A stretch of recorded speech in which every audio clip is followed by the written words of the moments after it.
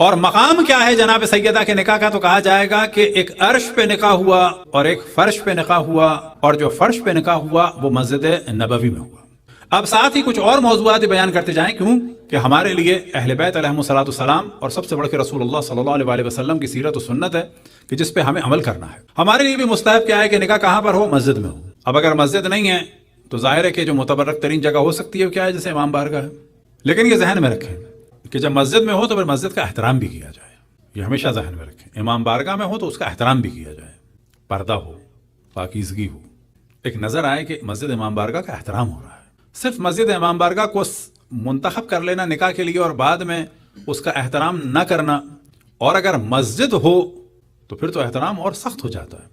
اب آپ تصور کریں اگر مسجد ہے تو ممکن ہے کہ بعض خواتین اس میں داخل ہی نہ ہو سکیں، ان کے خاص ایام میں داخل ہونا حرام ہے۔ تو اتنا علم ہونا چاہیے کہ اگر کوئی مسجد میں رکھے ایسی تقریب کہ پھر اگر ہماری چند رشتہ دار خواتین نہ آ سکیں تو ان کو بھی اتنا علم ہو کہ یہ تقریب ہے لیکن اب مسجد میں داخل نہیں ہو سکتے۔ تو جب اہل بیت علیہم الصلوۃ والسلام کی سیرت پہ چلنا ہے تو اور ان کے احکام پر بھی چلنا ہوگا۔